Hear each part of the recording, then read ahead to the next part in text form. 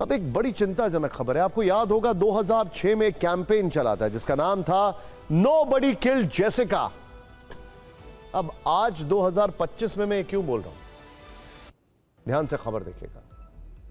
हम बात कर रहे हैं निठारी कांड की, और निठारी कांड में आए एक अहम फैसले की। आप में से बहुत सारे लोगों को याद होगा वर्ष 2006 में निठारी केस खौफ का दूसरा नाम बन गया, और मुनिंदर पंढेर और सुरेंद्र कोहली इसमें मुख्य आरोपी थे। पंढेर तो पहले ही रिहा हो चुके, अब सुरेंद्र कोहली को भी जेल से बाहर, वो भी बाहर आ गया। अपनी स्क्रीन पर आप इस वक्त जो तस्वीर देख रहे हैं वो सुरेंद्र कोहली की जेल से बाहर निकलते हुए, ये देखिए जरा। इस दौरान मीडिया ने कोहली से बात करने की कोशिश की, लेकिन कोहली चुपचाप गाड़ी में बैठ गया। अब जरा इस केस की बात करते हैं। वर्ष 2006 में नोएडा के निठारी में एक नाले से 16 नर कंकाल मिले थे। इससे पहले लगातार ये खबरें आ रही थी कि इलाके के कई बच्चे गायब हुए हैं। जब बच्चों के कंकाल मिले तो हंगामा बच गया। जांच की गई तो घटना के तार निठारी की कोठी नंबर D5 तक पहुंचे। इस बंगले के मालिक मुनिंदर सिंह पंढेर अपने नौकर सुरेंद्र कोहली के साथ रहता था। पुलिस ने जघन्य अपराध के लिए दोनों को गिरफ्तार कर लिया, लेकिन लंबी जांच, अलग अलग अदालतों में सुनवाई के बाद अब इस केस में सुप्रीम कोर्ट का एक अहम फैसला आया, जिसमें सुरेंद्र कोहली को आरोपों से बरी करते हुए रिहा करने का आदेश दिया गया है। मुनिंदर सिंह पंढेर पहले ही बरी हो चुके हैं, यानी लंबी जांच के बाद भी तमाम एजेंसियां इस मामले में आरोपियों के खिलाफ ठोस सबूत नहीं जुटा पाई। अगर आज आप निठारी कांड का एक्सरे करें तो वहां आपको 16 नहीं बल्कि 17 कंकाल दिखाई देंगे। 16 उन मासूम बच्चों के जिनकी चीखें निठारी की D5 कोठी की दीवारों में दब कर रह गई हैं, और यह फैसला नहीं हो पाया कि बच्चों की उस दशा का जिम्मेदार कौन है। और 17वां कंकाल उस जांच का जिसे पिछले कई वर्षों से प्रतिष्ठित एजेंसियों ने अंजाम दिया। एजेंसियों की नाकामी से निकले जांच के इस कंकाल पर सुप्रीम कोर्ट ने तल्ख टिप्पणी की है। सुप्रीम कोर्ट ने अपने फैसले में साफ कह दिया है कि जांच में कोई दम नहीं था, कई तरह की लापरवाही बरती गई।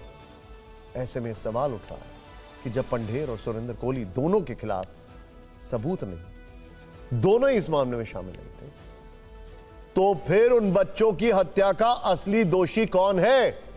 इसीलिए मैं रिवाइंड करता हूं, यह घटना भी 2006 की है। नोबडी किल्ड जेसिका, याद आया आपको वो कैंपेन?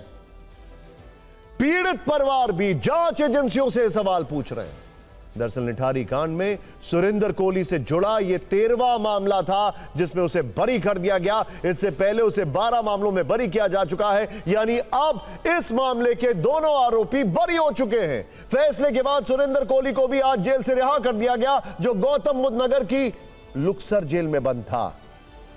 सुप्रीम कोर्ट ने सुरेंद्र कोहली की रिहाई का आदेश देते हुए जो बातें कही वो काफी अहम है। ये बातें सीबीआई समेत उन तमाम जांच एजेंसियों पर सवाल हैं जिनके काम मामले की गहनता से जांच कर पीड़ितों को न्याय दिलवाना है।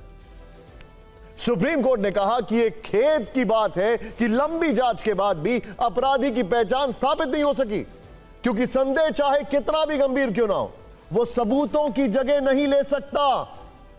जब तक अपराध साबित नहीं हो जाए कोई भी व्यक्ति निर्दोष ही रहता है, और अपराध हमेशा सबूतों से ही साबित होना चाहिए। जब सबूत विफल हो तो सजा को रद्द किया जाए। चीफ जस्टिस BR गवई, न्यायमूर्ति सूर्यकांत और न्यायमूर्ति विक्रमनाथ की पीठ ने सुनवाई के दौरान कहा, जब कोई जांच सही वक्त पर पेशेवर तरीके से की जाती है तो सबसे कठिन रहस्यों को भी सुलझाया जा सकता है।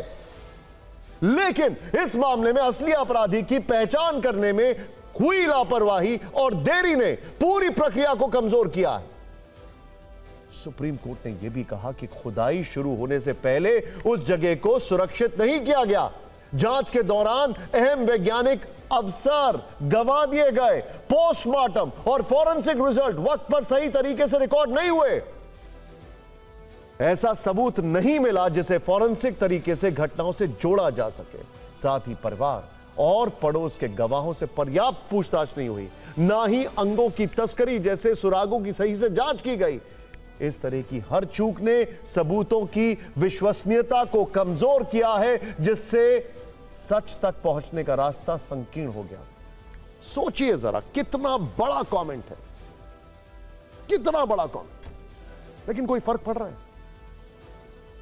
वैसे यह बात बिल्कुल सही है कि अदालत अपना कोई भी फैसला सबूतों के आधार पर सुनाती है। सबूत जुटाना जांच एजेंसियों का काम होता है। निठारी केस में यह काम सीबीआई को सौंपा गया था और सीबीआई के ऊपर तो सुप्रीम कोर्ट पहले भी कमेंट कर चुका है, क्योंकि पुलिस की जांच पर पहले दिन से सवाल उठ रहे थे। हालांकि यह जरूर बता दें कि गाजियाबाद जिला अदालत से कोहली और पंडेर को मौत की सजा सुनाई गई थी, लेकिन जब मामला ऊपरी अदालतों में पहुंचा तो दोनों बरी हो गए। इस पर निठारी केस के पीड़ित परिवार क्या कुछ कह रहे हैं, सोचिए। उनके हाथ खाली हैं, उन्हें जस्टिस नहीं मिली है। देखते हैं।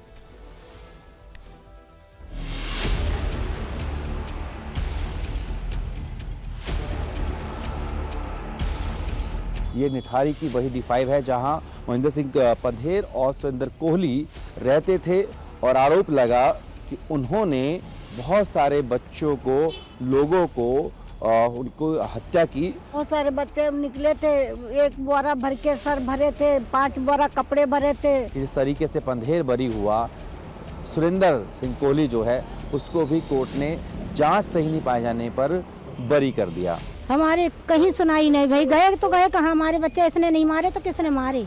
पूरी मीडिया को मालूम है, इसने खुद कबूला है सबके साथ में। इतना सब कर दिया, जब भी कोर्ट उसको बाहर निकाल रही है। अब गलती कर रही है कोर्ट भी है। किसने काटा इस हमारे बच्चे को?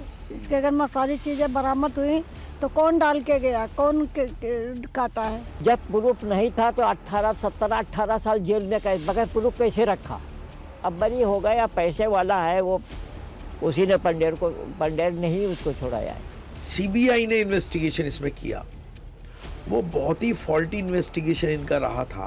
पंडेर मेन मुलजिम था, मेन उसको जो प्रूव करना था कि भाई ये डेड बॉडी आपके इसमें कहाँ से आई या आरी आपके यहाँ पे कैसे बरामद हुई, उन सब का कोई जवाब इन्वेस्टिगेशन के अंदर में सीबीआई ने नहीं दिया था।